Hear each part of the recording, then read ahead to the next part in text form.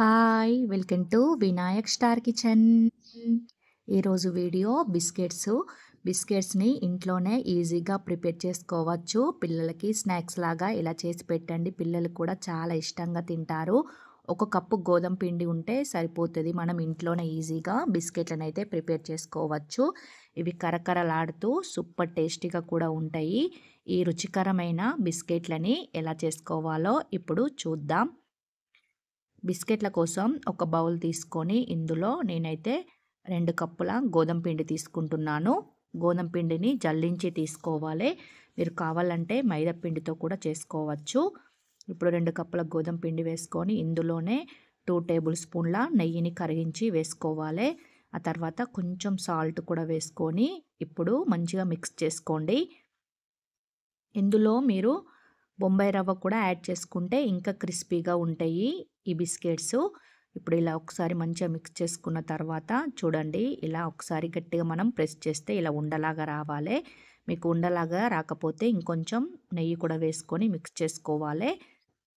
కలుపుకున్న తర్వాత పిండిని పక్కన పెట్టుకొని ఇప్పుడు ఇంకొక బౌల్ తీసుకోవాలి. ఇందులో 1 కప్పు షుగర్ వేసుకొని అలాగే పావు కప్పు వాటర్ వేసుకొని ఒక్కసారి ఇలా స్పూన్తో మిక్స్ చేస్తే సరిపోతుంది. మరీ ఎక్కువ కలపకూడదు. షుగర్ అనేది కొంచెం తడిగా ఉన్నప్పుడు ఇలా స్పూన్తో తీసుకొని ఈ పిండిలో మనం మిక్స్ చేసుకున్న పిండిలో వేసుకోవాలి. డైరెక్ట్ షుగర్ కూడా వేసుకొని చేసుకోవచ్చు.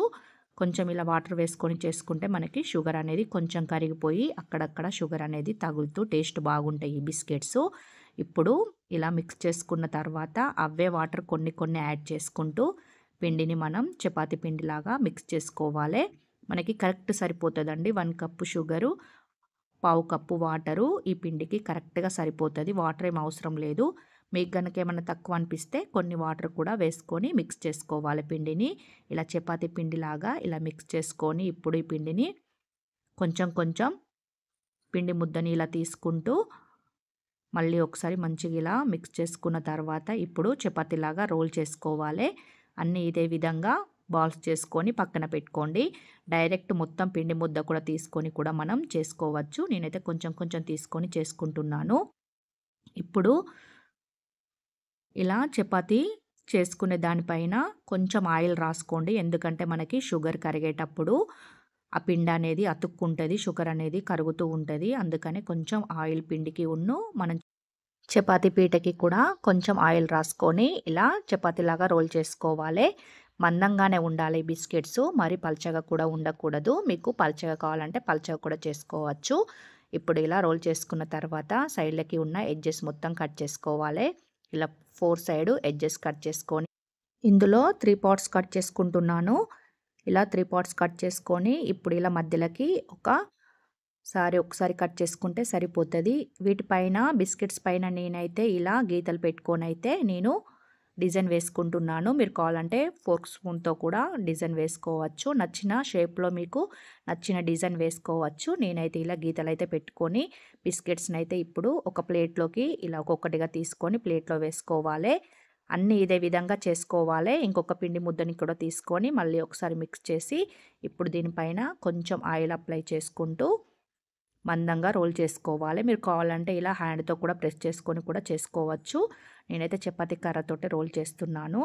ఇలా చేసుకున్న తర్వాత ఇప్పుడు వీటిని కూడా మనం సైడ్లకి ఎడ్జెస్ తీసేసి వీటిని కూడా బిస్కెట్ల లాగా కట్ చేసుకోవాలి. అన్నీ ఇదే విధంగా కట్ చేసుకొని ఒక ప్లేట్లో వేసుకొని పక్కన పెట్టుకోవాలి. మనకి షుగర్ అనేది కరుగుతూ ఉంటుంది. ఈ పిండిని మనం 10 మినిట్స్ కానీ 15 మినిట్స్ కానీ అలా నాననివ్వకూడదు. కలుపుకున్న వెంటనే ఇలా బిస్కెట్స్ చేసుకుంటే మనకి బిస్కెట్స్ అతకకుండా మనకి ఈజీగా ఊడొచ్చేస్తాయి. మనం గనక పక్కన పెడితే షుగర్ అనేది కరిగి మనకి పిండి అనేది లూజ్ అయిపోతుంది. ఇప్పుడు ఫ్రైకి సరిపడా ఆయిల్ వేసుకొని ఆయిల్ హీట్ అయిన తర్వాత ఇలా ఒక్కొక్కటిగా బిస్కెట్స్ని అయితే ఆయిల్లో వేసుకొని 2 సైడ్స్ తిప్పుకుంటూ మంచిగా కలర్ చేంజ్ అయ్యేంత వరకు ఫ్రై చేసుకోవాలి. ఇవి మనకి వేడిగా ఉన్నప్పుడు మెత్తగానే ఉంటాయి. చల్లారిన తర్వాత క్రిస్పీగా కరకరలాడుతూ వస్తాయి బిస్కెట్స్. చూడండి, మనకి ఇలా గోల్డెన్ బ్రౌన్ కలర్ అయినాక వెంటనే తీసేయాలి. ఎందుకంటే ఇవి తీసినాక కూడా మనకి ఇవి లోపల కుక్ అవుతాయి కాబట్టి మాడిపోతాయి. అందుకని ఇలా కలర్ చేంజ్ అయిన వెంటనే తీసేసి ప్లేట్లో వేసుకొని పక్కన పెట్టుకోండి. అన్నీ ఇదే విధంగా మిగిలిన చపాతీలను కూడా వేసుకొని 2 సైడ్స్ తిప్పుకుంటూ బిస్కెట్స్ని ఫ్రై చేసుకోండి. గ్యాస్ అనేది మీడియం టు హై ఫ్లేమ్లో పెడుతూ బిస్కెట్లను మనం ఫ్రై చేసుకోవాలి. లేదంటే ఇవి వేసిన వెంటనే మాడిపోతాయి. ఇలా కలర్ చేంజ్ అయ్యేంత వరకు ఫ్రై చేసుకొని వీటిని కూడా ఒక సర్వింగ్ బౌల్లోకి తీసుకొని సర్వ్ చేసుకుంటే మనకి బిస్కెట్స్ అయితే రెడీ అయిపోతాయి. ఈ రుచికరమైన బిస్కెట్లు మనం ఒక గోధుమ పిండి షుగర్ ఉంటే సరిపోతుందండి.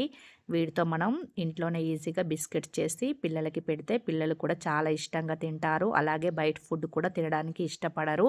ఇంట్లోనే మీరు కూడా ఇలా ట్రై చేసి పెట్టండి. ఇప్పుడు వీటిపైన నేనైతే బాదం పప్పుతో అయితే ఇలా నేను డెకరేషన్ చేసుకుంటున్నాను. చూడండి వేడి వేడి క్రిస్పీగా కరకరలాడే బిస్కెట్స్ అయితే రెడీ అయిపోయినాయి. ఇవి చల్లారిన తర్వాత మనం స్టోర్ చేసుకుంటే ఇవి మనకి చాలా డేస్ వరకు కూడా స్టోర్ ఉంటాయి. ఇలా హెల్తీగా మీరు కూడా ట్రై చేయండి. వీడియో నచ్చినట్లయితే సబ్స్క్రైబ్ చేయడం, లైక్ చేయడం, అలాగే మీ ఫ్యామిలీ మెంబర్స్తో కూడా షేర్ చేసుకోండి. Thank you for watching. Bye.